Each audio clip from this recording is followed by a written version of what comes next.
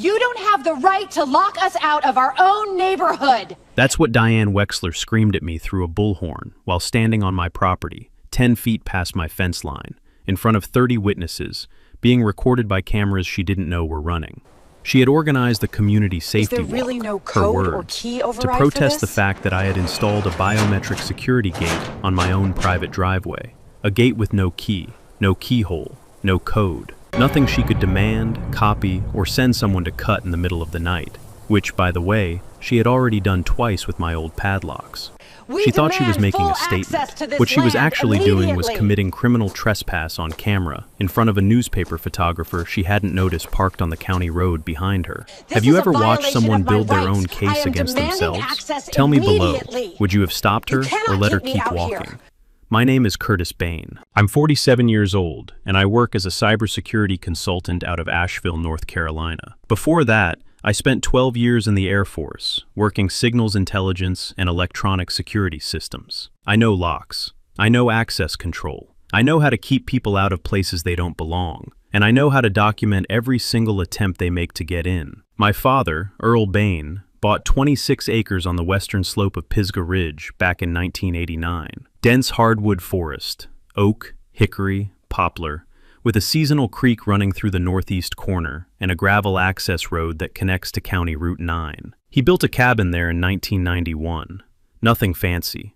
1,200 square feet of post and beam construction with a metal roof, a stone fireplace, a wraparound porch, and a view of the Smokies that would stop your heart on a clear morning. He used that cabin every weekend for 25 years, hunted deer from it in the fall, fished the creek in spring, sat on the porch in summer, and read Louis L'Amour novels until the lightning bugs came out. When the Ridgecrest Meadows subdivision went in around 2008, the developer bought 100 acres east of Dad's property and carved it into 62 residential lots. Cookie-cutter houses on half-acre parcels, community pool, walking trail, the whole suburban package.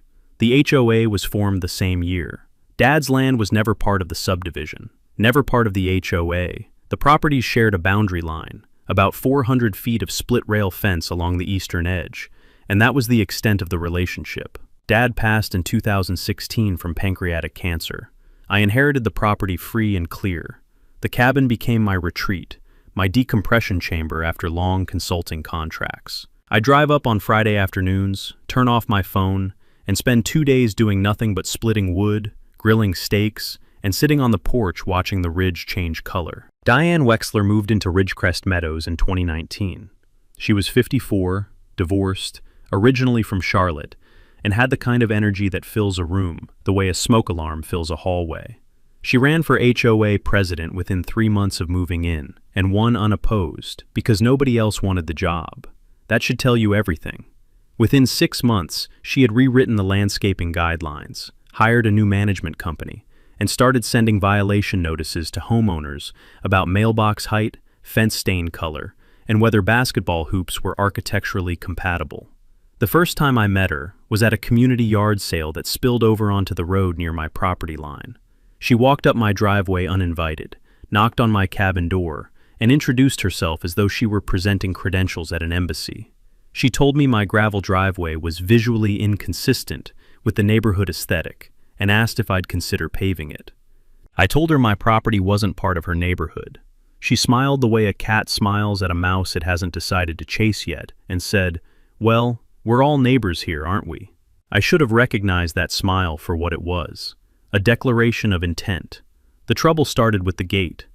My property has a single access point from County Route 9, a gravel road that runs about 300 yards through the trees to the cabin. Dad had installed a basic tube gate at the entrance with a padlock, more to keep ATVs out than anything else.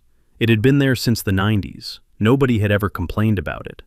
In March of 2022, I got a letter from the Ridgecrest Meadows HOA on official letterhead signed by Diane Wexler, informing me that my gate impedes emergency access to the surrounding community, and that I was required to provide the HOA with a key to the padlock within 30 days. The letter cited something called the Ridgecrest Community Safety Initiative and referenced a section of the HOA bylaws about emergency preparedness and access coordination.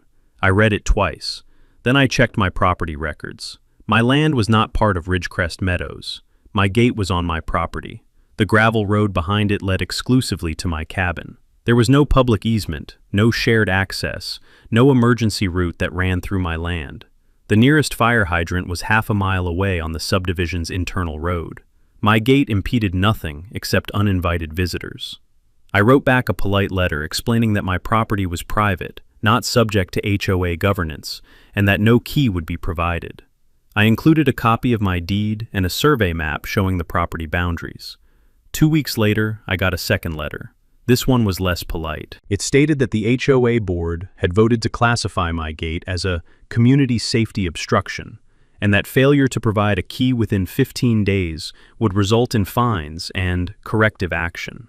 The fine was $300. I didn't respond to the second letter.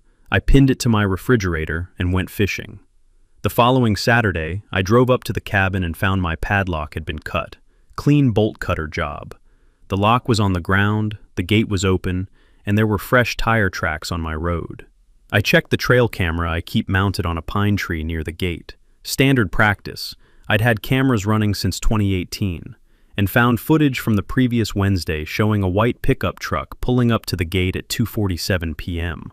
A man got out, cut the lock, swung the gate open, and drove through. He came back out 11 minutes later. The truck had no plates visible from the camera angle, but I could see a Ridgecrest Meadows parking sticker on the rear window. I replaced the padlock with a heavier one. Hardened steel shackle, anti-cut design, pick-resistant core. I also added a second trail camera at a different angle to catch plates. The following Wednesday, the new lock was cut too. Same bolt cutters, same clean job. This time the camera caught the plate. The truck was registered to a man named Glenn Furlow, who I later learned was the HOA's contracted maintenance supervisor. My camera also caught something else. Diane Wexler's silver Lexus pulling up behind the truck, waiting at the road while Furlow did the cutting, then driving through the open gate behind him. She was inside the gate for 22 minutes. I sat on my porch that evening looking at the footage on my laptop. The sun was setting behind Pisgah Ridge, painting the sky in shades of copper and violet. The air smelled like pine resin and wood smoke from someone's chimney down the valley. I listened to the creek running through the trees and thought about the fact that a woman I barely knew had just paid someone to cut my lock, twice, and driven onto my land like she owned it. I didn't call the sheriff that night. I should have. But I was still thinking like someone who believed this could be resolved with reason. That was about to change. The next week, I installed a proper gate, not the tube gate Dad had put up. A real security gate, 6-foot welded steel frame with a reinforced crossbar, set in concrete footings, with a commercial-grade padlock rated for bolt cutter resistance. I also welded a steel plate over the shackle so you couldn't get cutters around it without an angle grinder. Cost me about $2,000 in materials and a full Saturday of work. I mounted 2 additional cameras, one aimed at the gate from the front, one from a tree about 30 feet back covering the entire approach. All solar-powered, all uploading to cloud storage. 3 days after the new gate went in, I got a knock on the door of my house in Asheville. Not the cabin, my primary residence. A Buncombe County Sheriff's deputy stood on my front porch with a complaint report. Diane Wexler had filed a formal complaint, alleging that I had installed an unauthorized security barrier on a shared access road, and that the installation constituted a public safety hazard and obstruction of emergency services. The deputy was a young guy, maybe 25, clearly uncomfortable. He said he was obligated to investigate the complaint and asked if I'd be willing to discuss the situation. I invited him in, showed him the deed, the survey, the trail camera footage of Furlow cutting my locks, and explained that the gate was on private property with no public easement. He took notes, thanked me, and left. The complaint was closed the same day. No violation. But Diane wasn't finished. She had discovered something that gave her a new angle of attack. The gravel access road from County Route 9 to my cabin ran along the western edge of my property. There was a short section, about 60 feet, where the road came within 12 feet of the Ridgecrest Meadows property boundary. This section ran alongside Lot 62, the last lot in the subdivision, which happened to be a common area maintained by the HOA. Diane seized on this proximity and began arguing that my road constituted a shared boundary access corridor that fell under the HOA's jurisdiction. She hired a surveyor. His name was Keith something. I never got the last name. He placed survey stakes along the boundary line near Lot 62 and sent a report to Diane claiming that a 3-foot strip of my road might encroach on the HOA common area. I say might because the report used the phrase, "within the margin of measurement uncertainty." In surveying, that means the surveyor isn't sure. It's the equivalent of a doctor saying, could be a bruise, could be something else, and Diane treating it like a confirmed diagnosis. She took that report and sent a letter to the county road department, the fire marshal, and the county planning office, alleging that my gate was blocking a shared access corridor and requesting an emergency review. She CC'd me on all 3 letters. I read them sitting at my kitchen table in Asheville, eating leftover chili. My blood pressure was normal. My response was going to be devastating. I hired my own surveyor, a licensed professional land surveyor named Richard Goss, who had 32 years of experience and whose name carried weight in every county office in western North Carolina. Richard came out, did a full boundary survey with GPS-verified monuments, and produced a certified plat that showed, beyond any doubt, that my road was entirely on my property, not close to the line, not within a margin of uncertainty. The nearest point of my road to the HOA boundary was 14.3 feet, well within my property and well outside any legitimate encroachment claim. Richard also reviewed Keith's survey and noted, in his professional opinion, that the stakes had been placed using outdated reference points, and that the methodology was inconsistent with current NCBELS standards. In plain English, Diane's surveyor had done sloppy work, probably because he was being paid to find what Diane wanted him to find, rather than what was actually there. I sent Richard's survey to all 3 agencies Diane had contacted, the road department, the fire marshal, and the planning office, with a cover letter from my attorney. Each agency closed their file within 2 weeks. The fire marshal actually called me to apologize for the inconvenience and said the complaint had no factual basis. But I wasn't just playing defense anymore. I was watching the pattern: lot cutting, false complaints, fraudulent survey work, harassment of government agencies. This wasn't a neighbor with a concern. This was a campaign. In June, Diane escalated from paperwork to politics. She called a special HOA meeting and placed a single item on the agenda: a vote to authorize the HOA to pursue legal action against me for obstruction of community access and refusal to comply with safety coordination requests. She presented it as a matter of public safety, arguing that if there were ever a fire, a medical emergency, or a natural disaster affecting the western boundary of the subdivision, my locked gate would prevent first responders from using my road as an alternate access route. This was, of course, nonsense. The subdivision had 2 dedicated entrances on the east and south sides, both connected to county roads, both meeting all fire code requirements. My private road on the western boundary was never designed, designated, or required as an emergency route. The county fire marshal had already confirmed this, but Diane presented the issue with the kind of theatrical urgency that makes people vote with their stomachs instead of their brains. The vote passed 41-9. 9 people had the sense to ask questions. 41 people trusted Diane when she said the HOA's attorney had confirmed they had strong legal grounds. The HOA's attorney was a man named Paul Dietrich, who worked out of a strip mall office in Hendersonville and mostly handled lease disputes and small business formations.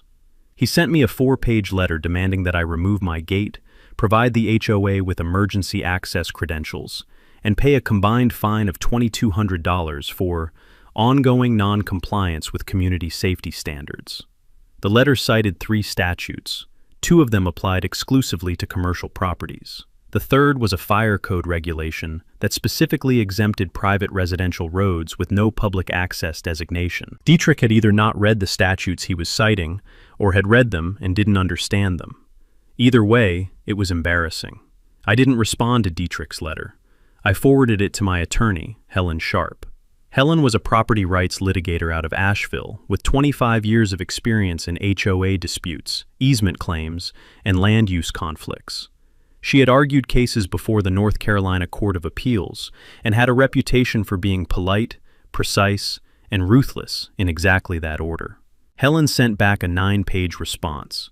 She dismantled every claim in Dietrich's letter, cited the relevant North Carolina statutes on private property rights and HOA jurisdictional limits, attached my certified survey, the fire marshal's clearance letter, and the sheriff's report closing Diane's original complaint. She also included a paragraph noting that the HOA's continued assertion of authority over non-member property, combined with documented acts of lock cutting and trespass, could expose the HOA board to personal liability under North Carolina tort law. Dietrich responded with a one-paragraph letter, saying the HOA was reviewing its options. That's attorney speak for, my client isn't going to listen to me, but I'm not putting my name on anything else. But Helen's letter did something I hadn't expected. It scared the insurance company.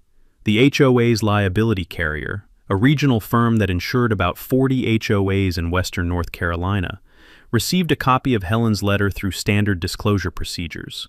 They launched their own review. 2 weeks later, the carrier sent a letter to the Ridgecrest Meadows board, informing them that continued pursuit of claims against the non-member property owner, in the face of clear evidence of jurisdictional overreach, could jeopardize the HOA's coverage. They recommended the board discontinue all actions related to the Bain property immediately. Diane ignored the letter. She told the board the insurance company was overcautious and that she had other avenues to resolve the situation. I found this out because a board member named Connie Pruitt, a retired schoolteacher who lived on Lot 23 and had been growing increasingly uncomfortable with Diane's leadership, quietly called Helen's office and asked to speak with her off the record. Connie told Helen that Diane had dismissed the insurance warning in a closed board session and that at least 2 other board members had objected but been overruled. Connie said she was afraid of what Diane would do next. She was right to be afraid, because what Diane did next was call the police on me for the second time. The second police call came on a Saturday in July. I was at the cabin, installing a motion-activated floodlight above the new gate, when a sheriff's cruiser came down County Route 9 and stopped at my entrance. Same young deputy from before. He looked even more uncomfortable this time. He said Diane Wexler had filed a complaint alleging that I was fortifying my property in a threatening manner intended to intimidate neighboring residents. She had attached photographs, taken from her side of the boundary fence, showing my new gate, the cameras, and the floodlight. She described them in her complaint as paramilitary-grade security measures inconsistent with a residential setting. The deputy asked if he could look at the gate. I said sure. He looked at it. He looked at the cameras. He looked at the floodlight. He said, "This looks like a regular security setup to me." He closed the complaint on site. Before he left, he said, and I'll never forget this, "Sir, between you and me, we've had 4 complaints from this woman in the past 3 months, all unfounded. My sergeant is starting to notice." I thanked him and finished installing the floodlight. But something had shifted in my thinking. This wasn't going to end with gates and locks and surveys. Diane wasn't going to stop because she was wrong. She was going to stop when she couldn't physically get past what I put in front of her and couldn't politically survive what I put behind her. That evening, I sat on the cabin porch with a cold beer in my laptop. The ridge was turning purple in the last light. The creek was running low from the summer heat, making a soft, ticking sound over the rocks. I opened a browser and started researching access control systems.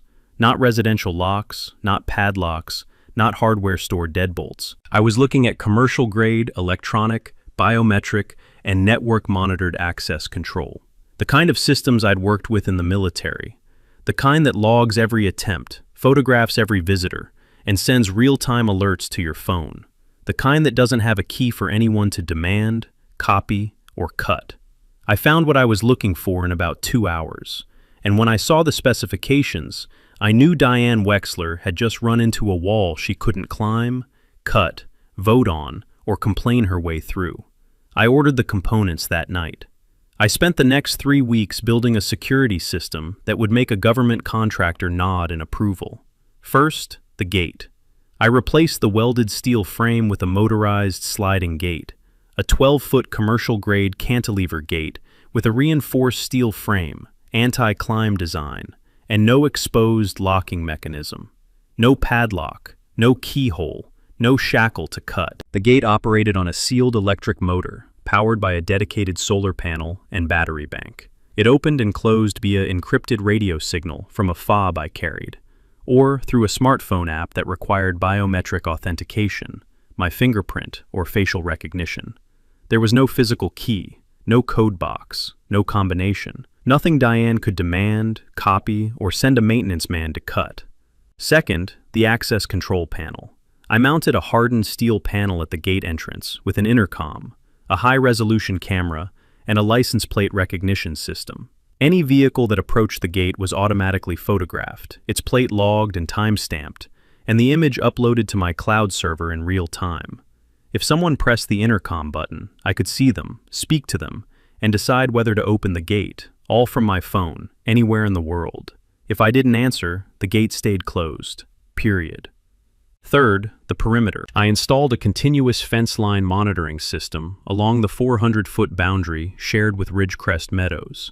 Vibration sensors on the fence posts, infrared motion detectors in the tree line, and 4 additional cameras covering the boundary from multiple angles. Everything solar-powered, everything uploading to the cloud, everything time-stamped and GPS tagged. Fourth, and this was the piece that would matter most, I installed a comprehensive logging system that recorded every access event, every motion trigger, every intercom press, and every license plate in a tamper-proof database with automatic backups. Every time someone approached my gate, touched my fence, or walked within 20 feet of my boundary, I would know about it.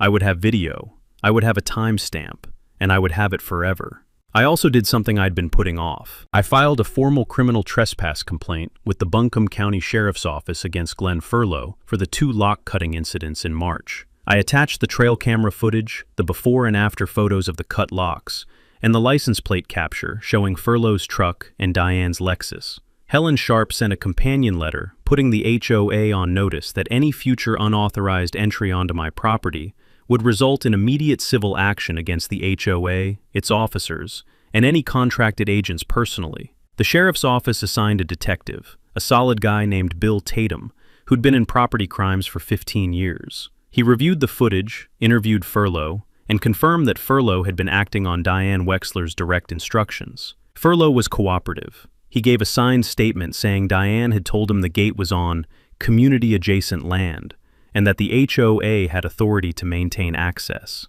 He said she'd provided the bolt cutters. He said he didn't know the road was private property. Detective Tatum told me charges were being prepared against Furlow for criminal trespass and against Diane as the directing party, under North Carolina's accessory liability statute. The charges would take a few weeks to process through the DA's office. I didn't tell anyone. I just kept building. The last thing I installed was a polished aluminum sign mounted on the gate, laser engraved in capital letters. Private property, no keys, no codes, no exceptions, biometric access only, all approaches recorded and logged. I stood back and looked at it. The gate gleamed in the afternoon sun. The cameras blinked their quiet red LEDs. The solar panels tilted toward the light. The whole system hummed with the low, patient energy of something that would never sleep, never blink, and never hand Diane Wexler a single thing she could use. Granddad would have called it overbuilt. Helen called it bulletproof. I called it done. Diane discovered the new gate on a Monday. I know this because my system logged it. At 10:17 a.m., the license plate reader captured her silver Lexus approaching the gate from County Route 9. She sat there for 43 seconds. I have the video. Staring at the gate, the sign, the camera looking back at her. Then she pressed the intercom button. I was in Asheville at my desk. My phone buzzed. I looked at the live feed. Diane in her sunglasses, mouth set in a thin line, and I let it ring. She pressed it 4 more times over the next 2 minutes. Then she got out of her car, walked up to the gate and examined it. She ran her hand along the frame. She looked at the locking mechanism, or rather, looked for a locking mechanism and found none. She crouched down and looked at the bottom rail. She stood back up, took a photo with her phone, got back in her car and left. The system logged all of it. 14 photos, 1 2-minute video, 5 intercom attempts, 0 access granted. By Wednesday, she had filed another complaint with the sheriff's office. This one alleged that my security system constituted electronic surveillance of a residential neighborhood and violated North Carolina's recording consent laws. The deputy who came out, the same young guy who at this point I was on a first-name basis with, looked at the cameras, confirmed they were pointed at my property and the public road, not at the subdivision, and closed the complaint in 20 minutes. Thursday, Diane sent a letter to every homeowner in Ridgecrest Meadows. I got a copy from Connie Pruitt. The letter described my new gate as a hostile, militarized barrier designed to intimidate our community, and urged homeowners to attend a special meeting where the board would discuss legal options to compel reasonable access. She described the biometric system as surveillance technology being used to monitor Ridgecrest families, and said she was consulting with state-level authorities about my cameras. The special meeting was held the following Tuesday. 44 homeowners attended. Diane stood at the front of the community center with a printed photo of my gate projected on a screen. She called it Fort Knox on our doorstep. She said the biometric system was proof that this man has something to hide. She proposed a special assessment of $8,000 to fund a lawsuit demanding that I provide the HOA with emergency access credentials to my property. The vote was 31 to 13. 13 people asked questions. Connie Pruitt was one of them. She asked Diane directly, "Has our attorney confirmed that we have legal standing to demand access to private property that isn't part of this HOA?" Diane said, "The attorney is working on it." Connie said, "That's not what I asked." Diane moved to the next question. Meanwhile, something was happening that Diane didn't know about. The insurance company had not dropped the matter after their initial warning letter. They had assigned an investigator, a woman named Ruth Chandler, to review the HOA's entire file on the Bain property dispute. Ruth had been quietly pulling records, reviewing meeting minutes, and examining invoices. She discovered that the HOA had spent $14,600 of community funds on the surveyor, Dietrich's legal fees, the maintenance contractor's lock-cutting visits, and the special meeting expenses, all directed at a property that was not part of the HOA and over which the HOA had no legal authority. Ruth Chandler scheduled a meeting with the full HOA board for the last week of August. She didn't tell them what she'd found. She just said it was a routine coverage review. Diane accepted the meeting. She had no idea what was sitting in Ruth Chandler's file, and she had no idea that Detective Tatum's charges were now approved by the DA and that warrants were being prepared. Everything was converging, and Diane was standing right in the center of it, still convinced she was winning. The week before the insurance meeting, Diane made her biggest mistake.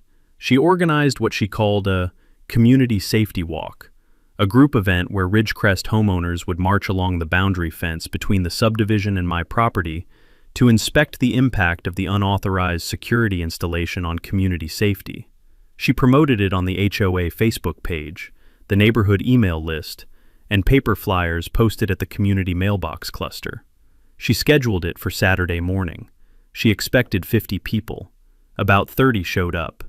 I know because my boundary cameras caught the whole thing. Diane led the group along the split-rail fence, pointing at my cameras, my gate, and my floodlights like a museum docent describing evidence of an alien invasion.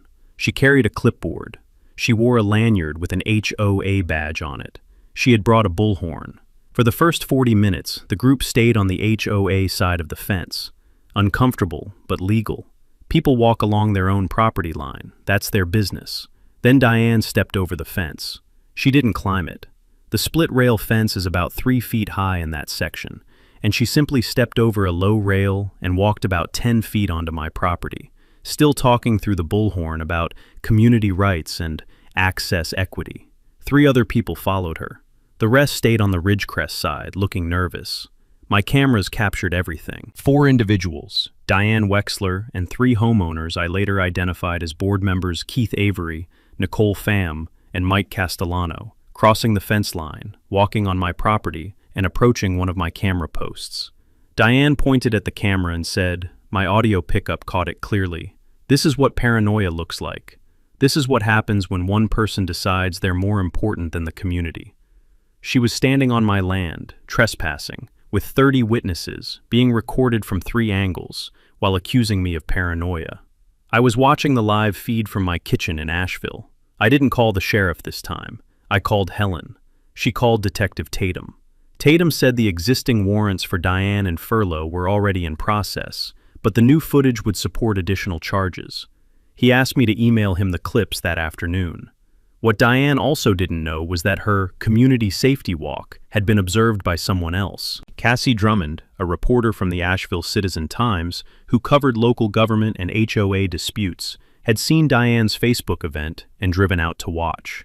She was parked on County Route 9, about 200 feet away, with a telephoto lens. She photographed the fence crossing, the bullhorn speech, and the group standing on my land. Cassie called me that afternoon to ask for a comment. I told her I'd be happy to speak on the record once the legal process was further along, and I gave her Helen Sharp's contact information. Helen, who understood the value of a well-timed news story, gave Cassie a careful, factual summary of the dispute: the lot cutting, the false complaints, the jurisdictional overreach, the insurance investigation, and the pending charges. Cassie said she was planning a feature piece. On Monday morning, Helen filed a civil complaint against the Ridgecrest Meadows HOA, Diane Wexler personally, Glenn Furlow, and the 3 board members who had crossed the fence. The complaint alleged criminal trespass, tortious interference with property rights, harassment, abuse of process, and conspiracy to deprive property rights. The damages claimed totaled $68,000, covering the security system costs, legal fees, surveying expenses, lost use of property, and emotional distress. The complaint was filed in Buncombe County Superior Court. It was a public record from the moment the clerk stamped it. Ruth Chandler's insurance review meeting was scheduled for Thursday. Detective Tatum's warrants were ready for service. Cassie Drummond's article was being edited. And Diane Wexler had just organized a trespassing event on camera and invited 30 witnesses to watch. The dominoes were lined up, every single one. Thursday arrived like a freight train. The insurance meeting was held at the Ridgecrest Meadows Community Center at 6 p.m. All 5 board members were present. Ruth Chandler came with a colleague and a folder that was nearly 2 inches thick. About 25 homeowners attended, including Connie Pruitt, who later gave me a detailed account of what happened. Ruth opened by thanking the board for their time. Then she stopped smiling. She laid out what her investigation had found. $14,600 in community funds spent on legal actions, surveyor fees, and contractor costs, all directed at a non-member property with no HOA jurisdiction. 2 incidents of criminal trespass by a contracted agent acting on the board president's instructions. 4 unfounded complaints to law enforcement. A surveyor's report that contradicted the certified boundary survey on file with the county. A special assessment vote to fund litigation that the HOA's own attorney had declined to endorse. And a board resolution passed in a closed session that attempted to classify a private road as a shared access corridor, despite no supporting documentation. Ruth said the insurance company was reclassifying the Ridgecrest Meadows HOA to a high-risk account. Premiums would increase by 60% effective January, and the carrier would not cover any legal fees, damages, or judgments arising from the dispute with the Bain property, because the board had been explicitly warned to discontinue these actions and had chosen not to. The room was silent for about 5 seconds. Then it erupted. Homeowners who had voted for the special assessment realized their money had been spent on a losing campaign against a neighbor who wasn't even in their HOA.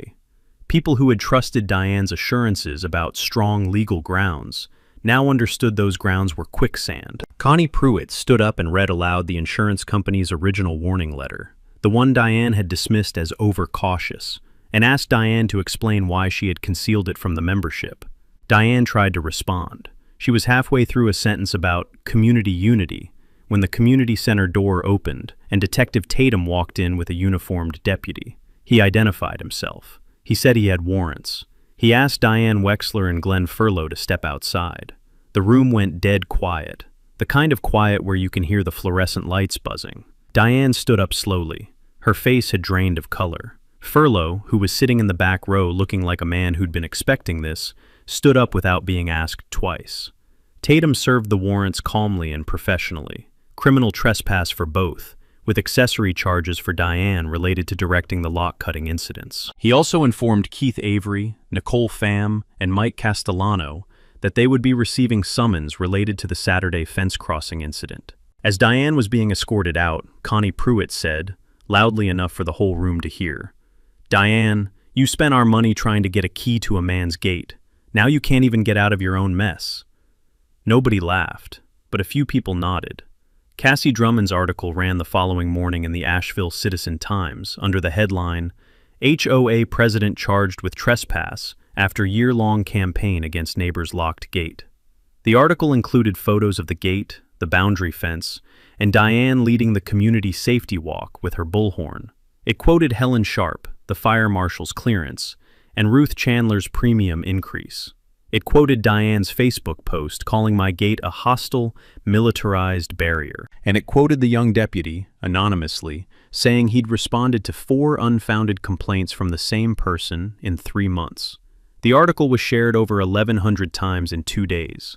The comments section was a symphony of people sharing their own HOA horror stories. Someone created a meme of my gate sign, biometric access only, with the caption, "When Karen can't get a key." I read the article on my cabin porch Saturday morning, with coffee and the smell of mountain laurel coming through the trees. A red-tailed hawk was circling the meadow below the ridge, riding a thermal, patient and precise. I watched it until it banked west and disappeared over the tree line. Then I finished my coffee and went inside to split some wood. The criminal trespass charges against Diane and Furlow were resolved through plea agreements 3 months later. Furlow pleaded to a misdemeanor, received a $500 fine and 6 months probation. His cooperation had been noted. Diane pleaded to 2 counts of misdemeanor trespass and 1 count of directing criminal activity. She received a suspended sentence, 18 months probation, a $1,500 fine, and a court order prohibiting her from contacting me, entering my property, or filing any administrative complaint related to my land. The civil suit settled 5 months after that. The HOA's insurance carrier, which had excluded the dispute from coverage, left the board to negotiate directly. The final settlement was $41,000, $23,000 from the HOA's operating funds, and $18,000 from Diane Wexler personally. The settlement covered my legal fees, the security system costs, the surveying expenses, and a modest damages component. Diane Wexler was removed from the HOA board in a special election the week after the arrests. The vote was 54-2. She put her house on the market in October and moved back to Charlotte before Christmas. I never saw her again. Keith Avery and Nicole Pham resigned from the board voluntarily. Mike Castellano issued a written apology and was allowed to remain. Glenn Furlow sent me a handwritten letter saying he was sorry and that he should have asked more questions before cutting someone's lock on another person's say-so. I appreciated the letter. I told him so. The new HOA board, led by Connie Pruitt, who was elected president unanimously, reached out to me through Helen. Connie came to the cabin on a Saturday afternoon with a plate of brownies and a copy of the new bylaws, which now included a section explicitly stating that the HOA had no jurisdiction over adjacent private properties, and that no board officer could authorize entry onto non-member land under any circumstances. She asked if there was anything the community could do to start fresh. I told her there was one thing. I asked the HOA to install a proper boundary marker, a simple wooden post with a plaque, at the point where the split rail fence met County Route 9, clearly identifying the property line. Not for me, for the next person, so nobody would ever have to go through this again. They installed it in November. The plaque reads, Ridgecrest Meadows HOA boundary, adjacent private property beyond this point. I used part of the settlement to upgrade the cabin. New porch boards, a better wood stove, a comfortable reading chair for the corner by the fireplace where Dad used to sit. I also donated $2,000 to the local volunteer fire department, the same department Diane had tried to weaponize against me, for new extraction equipment. The gate still stands, the cameras still run, the sign still says biometric access only. But most days, the only visitors my system logs are deer, a family of wild turkeys, and the occasional black bear that walks up to the camera, sniffs it, and wanders off. And on Friday evenings, I still drive up that gravel road, open the gate with my fingerprint, park under the oaks, and sit on the porch where my father sat. The ridge turns purple, the creek ticks over the rocks, the lightning bugs come out, and not a single person on earth has a key to my front door, except me. That's the way Dad would have wanted it. So if your HOA has ever demanded access to something that was never theirs to begin with, if they've ever treated your property line like a suggestion, if they've ever confused their clipboard with a badge, tell me about it in the comments below. I read every single one. And if you're not subscribed yet, now's the time, because next week I've got a story about the HOA president who fined a 90-year-old veteran for the color of his front door. And the entire town council showed up at the hearing. You don't want to miss that one. What stays with me about Curtis' story is this. Diane Drexler didn't lose because she was unlucky. She lost because she kept treating no as the start of a negotiation instead of the end of one. She cut locks, filed complaints, hired surveyors, organized votes, marched people onto someone else's land with a bullhorn. Every escalation was an attempt to turn her refusal into someone else's problem, and every escalation created more evidence against herself. Curtis didn't win because of money, connections, or a temper. He won because he understands something most people forget: misdispute. The person who documents everything and says nothing is always more dangerous than the person who talks loudest and writes nothing down. He replaced his padlocks with keyless system, not out of paranoia, because he understood the key was exactly what Diane wanted, and as long as one existed, she would never stop trying to get it. Some remove the key, remove the argument. The lesson: you don't own anyone access to your life, your land, or your front door. And if someone keeps demanding a key you don't want to give, sometimes the smartest move is making sure there isn't one. If your HOA has ever pushed into something that wasn't theirs, drop it in the comments. I read everyone. And subscribe, because next week I'm covering the HOA president who fined a 19-year-old veteran over his front door color. The whole town council showed up. You want to see it.